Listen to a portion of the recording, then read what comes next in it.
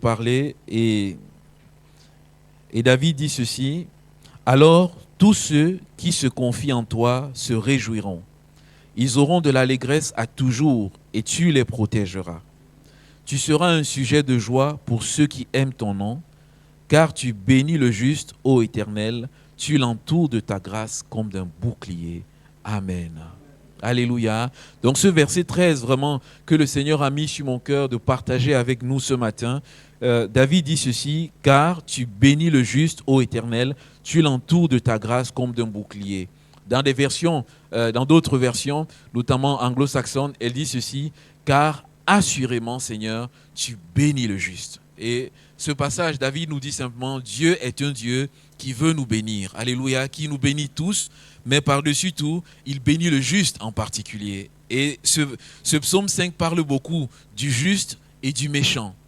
Dieu bénit le juste en particulier. Le juste, c'est qui? C'est celui-là qui, dans l'Ancien Testament, s'attelait à marcher suivant les voies de Dieu, s'attelait à marcher suivant les commandements de Dieu, ses préceptes. Et dans le Nouveau Testament, bien sûr, aucune personne ne peut obéir à tous les commandements de Dieu. Alors le juste par excellence, c'est Jésus-Christ. Alléluia. Il obéit à tous les commandements de Dieu. Et dans le Nouveau Testament, le juste est celui qui a mis sa confiance en Jésus-Christ. Amen. Et donc Jésus-Christ l'a justifié, lui a pardonné tous ses péchés et dont Jésus-Christ a fait en sorte qu'il puisse être réconcilié avec Dieu. Puisque si on est justifié, ça veut dire qu'on est acquitté, il n'y a plus de charge sur nos vies. Parce qu'en étant pécheur, il y a la condamnation de Dieu qui repose sur nos vies. Mais béni soit Dieu pour Jésus qui fait de nous des justes et qui peut le faire encore. La Bible nous parle d'un Dieu qui bénit. Il dit c'est la bénédiction de Dieu qui enrichit. Elle n'est suivie d'aucun chagrin.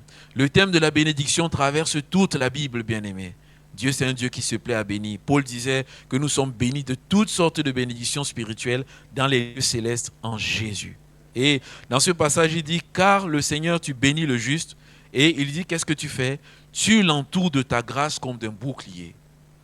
Le juste est entouré de la grâce de Dieu, bien-aimé, comme d'un bouclier. Et cette grâce est un bouclier pour sa vie. Alors qu'il avance, il ne se rend peut-être pas compte, mais il y a quelque chose tout autour de lui. Et moi, quand il dit tu l'entoures de ta grâce, moi je vois vraiment la symbolique de la protection divine sur chacune de nos vies. Le juste, il est protégé par Dieu. C'est vrai que des fois, on ne voit pas toujours. Mais j'aimerais nous dire ce matin, mon frère, ma soeur, tu es protégé par Dieu. Alléluia. Il y a un bouclier. C'est vrai que ce matin, on ne voit pas les boucliers. Et je me dis, Seigneur, si on avait tous nos boucliers, ça devait être difficile de s'asseoir les uns à côté des autres. Mais Seigneur, il y a un bouclier spirituel qui est tout autour de nous. Et tu nous dis, ce bouclier, c'est ta grâce. On sait que notre Dieu, j'en ai partagé à l'été, Dieu est le Dieu de toute grâce. Des grâces infinies qu'il déploie dans chacune de nos vies. Et c'est parce qu'il nous aime qu'il met à disposition tout cela. Et il dit ceci, Seigneur, c'est toi qui l'entoures. Ce n'est pas le juste qui s'entoure de la grâce de Dieu, mais c'est toi qui l'entoures. Cela veut dire que c'est Dieu qui prend l'initiative de nous entourer. Alléluia. Et on le loue, on l'adore. Et j'ai avec un PowerPoint, voilà, je me suis posé la question, mais quelle est la nature, quelle est la qualité de ce bouclier? À quoi ressemble ce bouclier? Et j'ai essayé de regarder, j'ai tapé bouclier sur Internet, j'ai d'abord trouvé cela dans un premier temps. Et quand on voit un bouclier, on sait que le bouclier, c'est une arme défensive dans un premier temps. Amen. Dans un premier temps, c'est défensif. Quand on pense au combat, ces personnes qui allaient au combat, des gladiateurs, le bouclier pour lui, c'était pour résister contre les coups de l'ennemi, contre les flèches qui venaient. C'est défensif. Donc on voit ce bouclier. Il y a même, dans cette image, il y a ce monsieur qui est tout au fond. Voilà, ça c'est le chrétien. Alléluia. Il croise les bras, il y a le bouclier qui est autour de lui. Et j'aimerais vraiment, au travers de ces images, déjà nous projeter dans ce verset. Amen. Le chrétien, il est là, il y a ce bouclier. Je me suis dit, peut-être ça ressemble à celui-ci. La diapo suivante, s'il te plaît, Jonaël. Bouclier encore. On voit, il y a eu des émeutes dans notre pays et il y a ces deux boucliers qu'on a vu sortir en permanence. Les policiers avaient ces boucliers. Ces boucliers sont très solides, très très solides. On peut jeter des pierres, des pavés dessus, ils ne se casseront pas. Ils auront peut-être un point dessus, mais ils ne se casseront pas parce qu'ils sont faits dans des matières très très solides. De même que l'habit des soldats, les gilets pare-balles, ils sont faits dans des matières très très solides. C'est comme des boucliers. Et puis, comme aujourd'hui ce matin, je savais qu'on avait les jeunes avec nous. J'ai mis un bouclier que les jeunes connaissent tous. C'est quel bouclier les jeunes? Voilà, le bouclier de Captain America. Les jeunes connaissent cela. Quels sont les jeunes qui ont déjà vu Captain America? N'ayez pas honte les jeunes, on ne va pas le dire à vos parents ou bien on ne va pas vous faire sortir de la salle. Quels sont les jeunes qui ont déjà vu Captain America? Levez la main. Voilà, il y a plusieurs jeunes. Moi aussi j'ai déjà vu, sinon je ne connaîtrais pas que c'est le bouclier de Captain America. Bien aimé, pour les jeunes qui ont vu Captain America, ils savent une chose, c'est que quels que soient les adversaires de Captain America, lorsqu'il lance, même quand Thor a lancé son marteau sur le bouclier de Captain America, le marteau est retourné, il est parti. C'est un bouclier très très puissant. Je me suis dit, le bouclier dont Dieu parle, ce n'est pas certainement celui de Captain America. Donc on va avancer. Donc on va avancer sur la diapo suivante. Quand il parle d'entourer, à l'idée est venu déjà cela. On voit un bonhomme qui est comme dans une bulle. Et dans cette bulle, il est comme fermé tout autour. Et dans la suite de cela, il y a eu cette image qui m'est venue. Et je pense que c'est l'une des images qui se rapproche le plus de la pensée biblique. Si tu peux avancer, Jonaël, il y a une... Voilà. Il dit, car tu l'entoures de ta grâce comme d'un bouclier. Vous voyez, cette maison, elle est à l'intérieur. Elle est comme à l'intérieur, c'est un château fort. Il y a des murailles qui sont là. Et je veux nous dire, bien-aimés, le Seigneur, lorsqu'il nous dit que nous sommes entourés de sa grâce, il y a toute cette muraille-là qui s'appelle grâce, qui est autour de nous. Alléluia. Seigneur, merci parce que dans le monde spirituel, il y a cette muraille qui est là. Donne-moi, Seigneur, d'être conscient de cette muraille qui est autour de moi. Et Seigneur, la question que je peux me poser, mais Seigneur, cette muraille, cette grâce, puisqu'il dit la grâce, cette grâce, quels sont les différents noms que cette grâce peut prendre? La première chose à laquelle j'ai pensé dans la parole de Dieu, c'est la grâce de la présence de Dieu. Je pense que si le Seigneur n'avait pas été présent dans l'accident que notre sœur a eu, peut-être qu'elle serait passée. Si la puissance de Dieu n'avait pas été là en action dans sa vie, elle serait passée. La première grâce dont je veux nous parler, c'est la grâce de la présence et de la puissance de Dieu. Tout au long de la Bible, il y a une parole qui est donnée. Il y a une parole que Dieu donne en permanence aux hommes de la Bible, en permanence en son peuple, c'est « Je serai avec toi ». Amen. Quand Dieu a Abraham, il dit à Abraham « Je serai avec toi ». Quand Dieu a Isaac, il dit à Isaac « Je serai avec toi ». Quand Dieu a Jacob, il dit à Jacob « Je serai avec toi ». Quand la situation de Jacob a commencé à se dégrader, Jacob lui-même, quand il va marchander avec Dieu, il dit « Si tu es avec moi ». Parce que Jacob savait que quand Dieu est avec lui, il y a une grâce qui l'entoure dans sa vie. Il peut traverser des temps compliqués, difficiles, mais le Seigneur sera là. Et le Seigneur est celui-là qui, lorsque Jacob, il alla à la rencontre de son frère, il tremblait. Il y avait des années qui s'étaient écoulées. Ésaü lui avait promis la mort parce que Jacob avait volé le droit d'aînesse. Alors que Jacob se prépare à rencontrer son frère, Jacob va faire une rencontre au préalable. Il va faire une rencontre avec Dieu. Et c'est à ce moment-là qu'il aura l'assurance que Dieu est avec lui. Lorsqu'il va aller rencontrer son frère Ésaü, ils vont se jeter dans les bras l'un de l'autre. Alléluia. Parce que Dieu qui est avec lui, c'est Dieu qui a changé son cœur. C'est le même Dieu qui a aussi touché le cœur de son frère Ésaü. Mon frère, ma soeur, je veux nous dire, Dieu est avec nous. Alléluia. Jésus nous a également fait cette promesse. Et voilà, je suis avec vous tous les jours jusqu'à la fin du monde. C'est dans cette pensée, la muraille est tout autour de nous. Et au fur et à mesure qu'on avance, bien aimé, on a besoin de repasser cela dans notre cœur. Gédéon, son peuple était dans la défaite. Sa tribu était la plus petite. Lui-même, il était le plus petit. Mais le Seigneur lui dit simplement, je serai avec toi et tu battras Madian comme un seul homme. Alléluia. Toi et le peuple, vous battrez Madian comme un seul homme. Si Jonaël peut avancer, mon frère, ma soeur, Dieu est avec nous. On a besoin de saisir cela. Le Seigneur nous donne plusieurs promesses. Ne crains rien, je suis avec toi. Je viens à ton secours. Je te soutiens de ma droite triomphante. Et tous ces passages-là, bien-aimés, on doit les saisir dans notre cœur. C'est l'assurance de la protection divine. La Bible nous parle de notre Seigneur Jésus. Et il y a ce passage, acte 10 et le verset 38. Il dit simplement ceci: vous savez comment Dieu a oint du Saint-Esprit et de force Jésus de Nazareth, qui allait de lieu en lieu, faisant du bien et guérissant tous ceux qui étaient sous l'empire du diable, car Dieu était avec lui. Bien-aimé, voilà la clé de la grâce. Dieu est avec nous. Amen. Emmanuel. Vous savez, moi j'ai toujours pensé, la Bible dit un jour, Jésus était au milieu de ce parterre de personnes. Ils pensaient même le pousser du haut d'une montagne pour qu'il tombe. Mais ils ne l'ont pas fait. Et la Bible dit quand Jésus rentrait, il est passé au milieu d'eux. Ceux-là même qui voulaient le jeter du haut d'une montagne, c'est ceux-là même qui vont ouvrir la voie, il va passer. Alléluia. La grâce de Dieu était sur Jésus-Christ. À ce moment-là, ils ne pouvaient pas toucher Jésus parce que le plan de Dieu, c'était que Jésus aille mourir à la croix. Alléluia. Jésus était protégé par son Père. Amen. Que Dieu soit béni. Seigneur Jésus nous montre cet exemple. La grâce de Dieu, elle prend aussi une autre coloration. Moi, je pense la protection angélique. La protection des anges. Amen. Gardons à cœur ce verset. Tu l'entoures de ta grâce comme d'un bouclier. Deux fois, la grâce de Dieu, ce sont des anges. Le psaume 34, verset 8 dit ceci: l'ange de l'Éternel campe autour de ceux qui...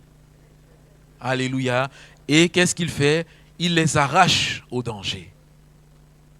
Je ne sais pas, je me dis, Seigneur, peut-être que tu aurais fait peut-être une autre grâce à notre sœur quand sa voiture faisait la toupie, de voir tous les anges qui étaient là, qui étaient en train d'empêcher que la toupie aille frapper dans les rambardes de sécurité, ou bien qui étaient là en train de garder la sœur tout autour. Peut-être qu'il y avait ces anges-là. La Bible nous, en tout cas, on ne sait pas.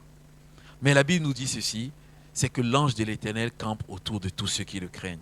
Les anges, bien aimés, ce sont des esprits au service de Dieu, en faveur de ceux qui doivent hériter du salut, c'est-à-dire nous. Donc, deux fois, mon frère, ma soeur, il y a le Seigneur pour nous aider, pour nous sortir de certaines situations, il envoie les anges. Alléluia. Des anges qui campent autour de nous, des anges qui vont nous protéger du danger, des anges qui vont intervenir. Nous on sera tirés du danger, mais on ne saura pas ce qui se passe. Mais Seigneur, tu avais envoyé tes anges. Moi, je pense à Daniel. La Bible nous parle de Daniel dans Daniel 6 et le verset 22. Il dit ceci: mon Dieu a envoyé son ange et fermé la gueule des lions qui ne m'ont fait aucun mal parce que j'ai été trouvé innocent devant lui. Et devant toi non plus, ô roi, je n'ai rien fait de mauvais. La Bible nous parle des anges. Daniel a été jeté dans la fosse aux lions. Jeté dans la fosse aux lions parce qu'il était avec Dieu et que Dieu était avec lui. Parce qu'il était attaché à Dieu. On voulait mettre fin à sa vie, mais qu'est-ce que Dieu a fait? Dieu a envoyé un ange. Et l'ange, quand il est descendu, il a fermé la bouche des lions.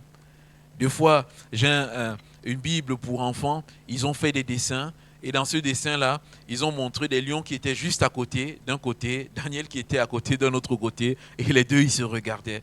Bien aimé, deux fois, Dieu envoie des anges pour nous sauver, pour nous délivrer, pour nous garder. Et la Bible dit également que après que Jésus eut été tenté, qu'est-ce que Dieu a fait? Dieu a envoyé les anges qui sont venus servir Jésus. De quelle manière ils ont servi Jésus? On ne le sait pas toujours. Lorsqu'il a rencontré Nathanaël, il a dit à Nathanaël, à partir de ce moment, tu verras le ciel ouvert, les anges monter et descendre sur le Fils de l'homme. Les anges sont là. De voir peut-être qu'ils sont autour de nous, mais on ne les voit pas, bien-aimés. Mais on veut dire, béni soit Dieu, parce qu'ils sont là et ils sont toujours prêts à intervenir. Seigneur, on ne sait pas, mais on veut mettre notre foi dans le fait que tu nous entoures de ta grâce, de la protection angélique. Nous n'avons pas à appeler l'ange, à dire à l'ange, viens, délivre-moi, fais ceci. L'ange ne viendra jamais. Parce que la Bible dit que l'ange, ce sont des esprits au service de Dieu. Et non pas à notre service à nous. Deux fois, c'est vrai, on parle des anges gardiens et tout. Mais bien aimé, je nous encourage, nous n'avons pas à prier les anges. Alléluia. Qu'on ait des anges gardiens, qu'il n'y ait pas des anges gardiens, toutes ces choses-là. L'essentiel, c'est de savoir que les anges sont au service de Dieu. Alléluia, qui sont là. C'est Dieu seul qui, dans sa préscience, sait s'il a mandaté un ange auprès de nous ou pas. La Bible ne nous dit pas que les chrétiens ont des anges gardiens. Alléluia, parce que la parole de Dieu a parlé les anges concernant les enfants. On a également Rhodes, cette servante. Lorsque Pierre est venu, il a frappé à la porte. Les chrétiens disent peut-être c'est son ange. Ils ont dit peut-être c'était une pensée qui était là, mais bien aimé, en dehors de ces deux passages-là, on ne connaît rien d'autre concernant les anges gardiens, mais notre foi a besoin de s'appuyer sur le fait que Dieu se sert des anges pour nous protéger. Alléluia. Le Seigneur nous protège par les anges, mais le Seigneur nous protège également dans ce point 3, la grâce de Dieu, la foi et la parole de Dieu. Il nous entoure de sa grâce. 1 Pierre 1,5 nous dit simplement ceci, « À vous qui, par la puissance de Dieu, être gardés par la foi pour le salut prêt à être révélé dans les derniers temps. » Être gardé par la foi. C'est une grâce. La Bible dit que la foi, c'est un don que Dieu nous accorde. Amen. Dieu nous fait le don de la foi pour nous garder fermes dans les temps dans lesquels nous sommes. Nous sommes dans les temps de la fin, bien-aimés. Et la Bible dit, on a entendu ce don spirituel qui demande à l'Église de tenir ferme. Comment est-ce que l'Église peut tenir ferme? L'Église pourra tenir ferme uniquement si elle s'appuie sur la parole de Dieu. Uniquement si elle a une foi authentique, une foi profonde à Dieu. Uniquement si sa foi n'est pas simplement du raisonnement. Si sa foi n'est pas simplement de la croyance. Alléluia. Mais si sa foi est vraiment enracinée en Dieu. Parce qu'il y a une différence entre la croyance et la foi véritable. Amen. Je crois. Mais ça reste juste au stade de la croyance. Mais la foi, derrière la foi, il y a l'action qui est là. Alléluia. J'ai un souci, j'ai une difficulté. J'ai la foi. Alors parce que j'ai la foi, je tiens ferme. Quelles que soient les circonstances, je sais que Dieu est au contrôle. Alléluia. Moi, je pense toujours à une scène qui était arrivée.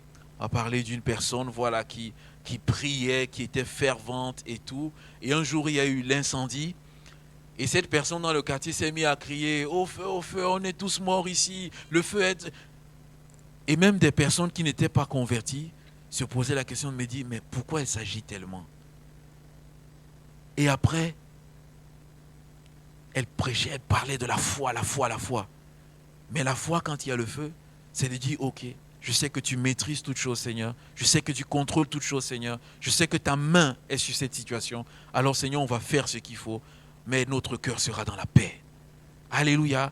La foi qui est pratique. Amen. Oh, je ne dis pas qu'on ne sera pas déstabilisé. Ça peut arriver qu'on soit déstabilisé. Mais la foi pratique en action, c'est à un moment donné la foi qui se ressaisit et de dire, je sais que mon Dieu est là et il est au contrôle. Alléluia. C'est vraiment la foi véritable. La Bible nous parle de la foi d'Abraham. Romains chapitre 4, versets 19 et 20. Dieu fait une promesse à Abraham. Et c'est là, la grâce de Dieu. C'est ce qui a gardé Abraham. Cette grâce qui a entouré Abraham tout au long de sa marche, bien-aimé. Amen. Comment Abraham a fait pour tenir? Dieu a dit à Abraham ceci, c'est que tu auras un enfant. Cet enfant ne viendra pas d'Éliézer de Damas, mais cet enfant viendra de ton sein. Abraham a été gardé par cette promesse. Le sein de Sarah était déjà stérile, était déjà sec, elle ne pouvait plus enfanter. Abraham lui-même ne pouvait plus enfanter, si Jonaël peut nous afficher le verset. Mais la Bible dit qu'il a donné gloire à Dieu par la foi. Il n'a pas cédé à l'incrédulité. Et s'enfaiblit dans la foi, il ne considéra point son corps déjà usé, puisqu'il avait près de 100 ans, et Sarah n'était plus en état d'avoir des enfants. Mais le verset 20, il ne douta point par incrédulité au sujet de la promesse de Dieu, mais il fut fortifié par la foi. Amen. Seigneur, tu m'entoures de ta grâce comme d'un bouclier. Bien-aimé, c'est un bouclier spirituel dans nos pensées. La Bible nous parle de doute et d'incrédulité. Dans ce château fort, lorsque nous sommes là, il y a le doute qui va vouloir venir. Le doute, quand le doute arrive, la Bible nous parle de l'armure du soldat, des traits enflammés de l'ennemi. L'ennemi va tirer des flèches comme du temps de la guerre, et ces flèches-là, une des flèches porte le nom du doute. Le doute va venir vers moi. Mais quand le doute vient vers Abraham, Abraham, qu'est-ce qu'il fait? Il soulève le bouclier de la foi. Alléluia. Il dit que Dieu m'a promis. Je ne veux pas regarder à mon corps. Je ne veux pas regarder au corps de ma femme, mais Dieu m'a promis. Je veux rester sur la promesse de Dieu.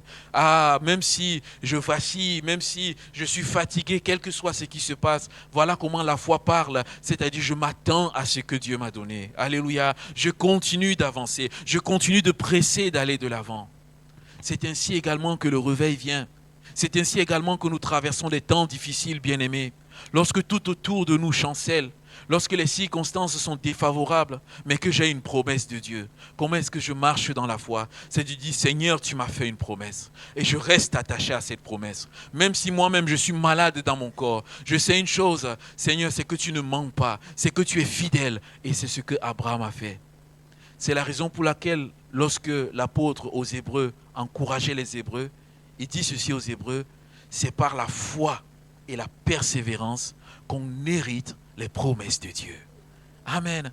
Abraham a eu la foi, il a persévéré, il a continué de presser. Alléluia. Il n'a pas simplement attendu un jour, 2 jours, 1 an, 2 ans. Il a attendu 25 ans. Parce que c'est à l'âge de 75 ans qu'il a reçu la promesse. Il a attendu pendant 25 ans. Abraham, c'est le père de la foi. Abraham, c'est notre modèle. Abraham n'avait pas la parole avec lui. Abraham avait simplement une promesse de Dieu. Moi, j'imagine Abraham, le temps passe. Abraham devait se dire, mais Seigneur, le temps passe. Mais Seigneur, c'est quand? 86 ans, Seigneur, c'est quand? Seigneur, 90 ans, mais Seigneur, c'est quand? Le doute, l'incrédulité qui est là. Mais Seigneur, est-ce que tu as réellement dit? Est-ce que tu as réellement dit? Et vous savez, le père de l'incrédulité, c'est Satan. Pourquoi? Parce que dans le jardin d'Éden, il est venu voir la femme. Il lui a dit, mais est-ce que Dieu a réellement dit? Je relisais encore cette histoire. L'incrédulité, bien aimé, c'est terrible. L'incrédulité, c'est source de mort. Je relisais encore cette histoire. Lorsque Élisée était là, il y avait la famine en Israël. Ce serviteur sur lequel s'appuyait le roi, Élisée va lui donner une prophétie qu'il y aura le pain dans le pays. Et ce serviteur dira ceci, quand bien même le Seigneur ferait des fenêtres au ciel, pareille chose arriverait-elle? Et des fois, ça peut arriver dans nos vies, où on se dit, mais Seigneur, quand bien même il y aura telle chose, telle chose, telle chose, est-ce que tu peux changer cette situation? Des fois, ça nous arrive. Des fois, on est devant des situations, on est tellement découragé. On n'a pas d'espérance du tout. Et on se dit, mais est-ce que tu pourrais le faire? Je veux dire, Seigneur, je te rends grâce parce que j'ai la Bible. Alléluia.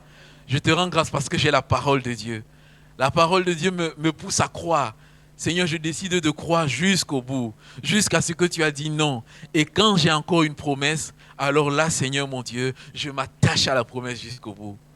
Et la parole qu'Élisée lui a donnée, Élisée lui dit, oui, cela arrivera, tu le verras, mais tu n'en mangeras pas. Je dis, c'est terrible. Seigneur, de voir l'accomplissement de la promesse et de ne pas en jouir. Parce que des fois, quand la promesse est accomplie, il y a certains qui disent, qui veulent finalement par la suite jouir de cela. Mais des fois, le Seigneur dit non, tu n'en jouiras pas. Et qu'est-ce qui s'est passé? Lorsqu'il y a eu l'abondance qui est arrivée, il était derrière la porte, il était le portier. Et il y a eu la cohue. Tout le monde cherchait à aller prendre un peu du pain. Avec cette cohue qui a traversé la porte, il était coincé derrière la porte et il est décédé.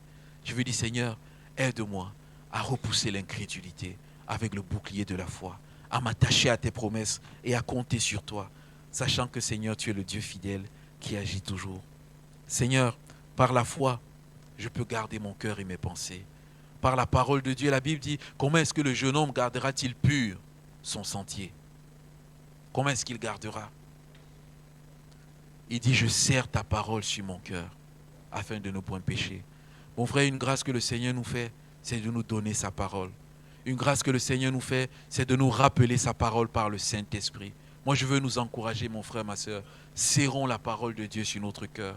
Demandons, Saint-Esprit, ta mission, c'est de nous rappeler les paroles de Christ. C'est de nous rappeler les enseignements de Christ. Qu'en permanence dans mon cœur, tu puisses me rappeler ces choses. Alléluia. Que cela puisse me garder. Bien-aimés, vous savez, il y a 2 fois on traverse des situations compliquées. Et l'Esprit de Dieu, il nous envoie les paroles de Dieu. Il y a des paroles de Dieu qui arrivent. Et ces paroles-là, ce sont comme des paroles qui tournent tout autour de nous, sans relâche, sans nous lâcher. Et qu'est-ce qu'on doit faire, bien-aimé? C'est de saisir ces paroles, de les repasser sur notre cœur, de dire oui, merci Seigneur pour telle promesse que tu repasses. Oui Seigneur, merci pour telle promesse. Je m'assois et là, lorsque mes pensées, je suis encore en combat dans mes pensées, l'Esprit de Dieu envoie une autre parole. Je saisis la parole dans mon cœur, comme si ce n'était pas suffisant. À un moment donné, l'Esprit de Dieu envoie le message d'une prédication qui a été partagée. Ça revient dans mon esprit. Alléluia. Bien-aimé, je partagerai avec les moniteurs cet après-midi sur le Saint-Esprit. Ces derniers temps, l'Esprit de Dieu est en train de me rappeler mes propres prédications. Je reste simplement assis, mes prédications me reviennent à l'esprit. Et c'est là que le Seigneur me dit simplement, au travers de toutes ces prédications, c'est comme cela qu'il y a la grâce qui tourne tout autour. C'est la raison pour laquelle, bien-aimés, je veux nous encourager. Quand nous sommes ici, prenons des notes dans la prédication. Prenons les notes de la prédication, bien-aimés. Prenons, retravaillons-les à la maison. Tous mes messages, bien-aimés, je les retravaille. Systématiquement. Je les retravaille, je les relis, je reviens dessus. Parce que quand on est là ce matin, et même les scientifiques l'ont prouvé, on retient 10%. Parce qu'on parle de tellement de choses, de tellement de témoignages, on retient 10%. Mais lorsque je prends des notes et que je retourne à la maison, je m'assois et je reprends cela, je vous assure, si on s'astreint à cette discipline, quand on va traverser la semaine, la prédication sera toujours dans notre esprit pendant la semaine et on va se sentir porté. Et lorsque le dimanche qui arrive, si le pasteur dit « Qu'est-ce que j'ai prêché dimanche dernier ?», on ne sera pas en train de gratter notre cerveau. Alléluia.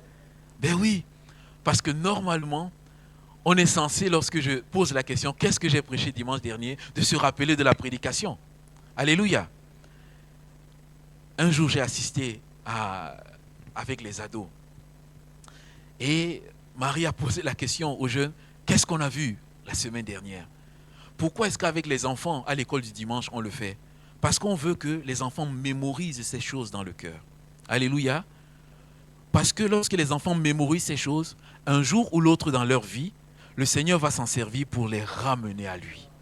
Et nous, on a besoin de mémoriser la parole de Dieu, bien-aimé. Nous avons une grâce, c'est que nous ne sommes pas dans un pays persécuté. Mais les bien-aimés qui sont dans les pays persécutés, je vous assure, ils mémorisent la parole de Dieu. Des fois, c'est juste un seul verset. Le frère persécuté est dans sa prison. Il tient cette parole-là. Il la lit, parce qu'il veut que cette parole descende au plus profond de lui. Alléluia. Que cette parole bâtisse comme une muraille tout autour de lui afin qu'il puisse résister aux difficultés. Je veux nous encourager, mon frère, ma soeur. Mémorisons la parole de Dieu. Amen. Peut-être, pourquoi pas mémoriser un verset pour une semaine ou alors un verset par jour. Et le samedi, de repasser tous ces versets dans notre esprit. Amen.